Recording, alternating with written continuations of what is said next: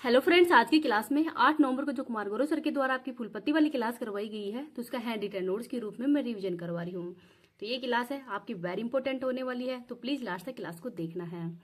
चलो बिना time waste की क्लास की शुरुआत करते हैं क्वेश्चन नंबर 1 से।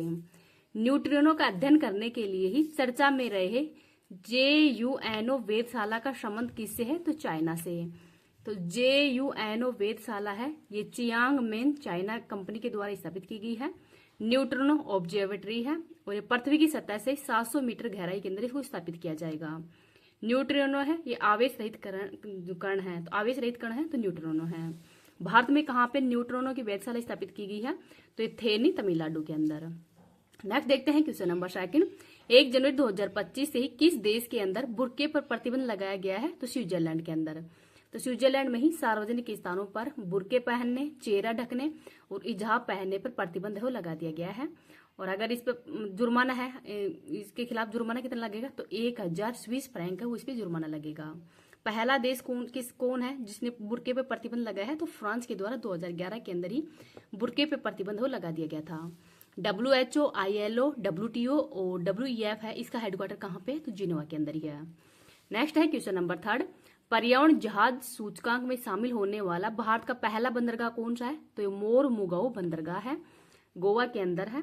और शुरू हुआ था ये पर्यावरण जहाज सूचकांक 2011 के अंदर शुरू हुआ है। और जो कोंकण तट है ये गोवा का तट कहलाता है। गोवा की भाषा कोंकणी है। पूर्ण राज्य का दर्जा है 30 मई 1987 को दिया गया था। लोक नृत्य है टेकनी और फूगड़ी। त्योहार है सिग्मो और साउ जोजोवा फेस्टिवल है, ये गोवा के ही है। आगे है क्वेश्चन नंबर 4। भारत सरकार ने उड़ीसा के अंदर ही टाइटेनियम स्लेग उत्पादन इकाई स्थापित करने के लिए किसके साथ में समझौता किया है? तो कजाकिस्तान के। इसका उद्देश्य क्या है? तो रोजगार सृजन करना, टाइटेनियम आपूर्ति को बढ़ावा देना और विदेशी मुद्रा को बढ़ावा देना ही इसका प्रमुख उद्देश्य है। टाइटेनियम एक हल्की धातु है, कम जंग लगता है, उच्च शक्ति सहन करने की क्षमता है और वायुयान के जो पार्ट है उनके बनाने में इसका यूज किया जाता है। कजाकिस्तान की राजधानी अस्ताना है और विश्व का सबसे बड़ा स्थिर अवरुद्ध देश कौन सा है? तो कजाकिस्तान ही है, तो इसको भी याद रख लीजिएगा। इस क्लास की PDF है वो मैं टेलीग्राम पे डाल दूंगी। टेलीग्राम का लिंक इस वीडियो के कमेंट सेक्शन के अंदर पिन कर दूंगी। अगर आपको वीडियो पसंद आए तो प्लीज आप इसको ज्यादा ज्यादा लाइक एंड शेयर कर देना। अभी तक चैनल को सब्सक्राइब नहीं किया तो प्लीज चैनल को सब्सक्राइब भी कर लीजिएगा। लोहे पर जंग लगना ये लाल कलर हो जाता है, तांबे पर जंग लगना हरा कलर हो जाता है और चांदी पर जंग लगना एक काला रंग हो जाता है। आगे देखते हैं क्वेश्चन नंबर 5। 16 वर्ष से कम आयु के बच्चों के ही सोशल मीडिया के प्रयोग पर प्रतिबंध लगाने की घोषणा किसने की है? तो ऑस्ट्रेलिया के द्वारा। और ऑस्ट्रेलिया के प्रधानमंत्री कौन है? तो एंथनी एल्बनीज है। और ऑस्ट्रेलिया को कंगारों का देश भी कहा जाता है। राजधानी है कैनबरा और ऑस्ट्रेलिया में चक्रवात को विली विलीज कहते हैं, घास के मैदान को डाउन्स कहते हैं। और ऑस्ट्रेलिया के द्वारा ही फेसबुक, इंस्टाग्राम, टिकटॉक है, इनको बैन कर दिया गया है। और बैन करने का उद्देश्य है कि साइबर क्राइम को कम करना और जो बच्चों के जो मानसिक स्वास्थ्य है उसको बेहतर बनाना ही इनका उद्देश्य है। आगे है क्वेश्चन नंबर 6। राष्ट्रीय कैंसर जागरूकता दिवस 2024 कब मनाया गया है? तो 4 नवंबर को। तो मैरी क्यूरी है, इनकी जयंती पर ही राष्ट्रीय कैंसर जागरूकता दिवस ये मनाया जाता है। रेडियम की खोज है ये इनके द्वारा की गई थी। विश्व कैंसर दिवस 4 फरवरी को। कैंसर का अध्ययन ऑन्कोलॉजी कहलाता है और सर्वाइकल कैंसर है, इसकी वैक्सीन है सर्वावैक्स और ये HPV ह्यूमन पेपिलोमा वायरस के कारण फैलता है। आगे है क्वेश्चन नंबर 7। भारतीय स्टेट बैंक की रिपोर्ट के अनुसार प्रत्यक्ष कर संग्रह में योगदान देने वाला शीर्ष राज्य कौन सा है? तो महाराष्ट्र है। तो प्रत्यक्ष कर संग्रह में महाराष्ट्र 38.09 के अंदर ही पहले स्थान पर है, सेकंड स्थान पर कर्नाटक, थर्ड स्थान पर दिल्ली। तो प्रत्यक्ष कर है जैसे आयकर और कॉर्पोरेट कर है और अप्रत्यक्ष कर का उदाहरण है GST। आगे देखते हैं क्वेश्चन नंबर 8। सभी सरकारी नौकरियों में ही महिलाओं के लिए 35% आरक्षण का प्रावधान किसने रखा है? तो मध्य प्रदेश सरकार ने। तो 33% से बढ़ाकर 35% आरक्षण ही कर दिया है। और मध्य प्रदेश के वर्तमान में CM है मोहन यादव। 106वां संविधान संशोधन एक्ट, तो इसके अंदर भी महिलाओं को लोकसभा और विधानसभा के अंदर 33% आरक्षण का प्रावधान किया गया है। आगे है क्वेश्चन नंबर 9। सुप्रीम कोर्ट ने किस राज्य में वर्ष 2030 तक बाल विवाह उन्मूलन का लक्ष्य रखा गया है? तो राजस्थान के अंदर। बाल विवाह इसकी निषेध की जिम्मेदारी है वो स्थानीय स्वशासन को दी गई है। और बाल विवाह निषेध एक्ट 2006 है, इसके पालन करने का भी बताया गया है। आगे है क्वेश्चन नंबर 10। सदर सम्मेलन को किसने राज्य उत्सव घोषित किया है? तो तेलंगाना सरकार ने।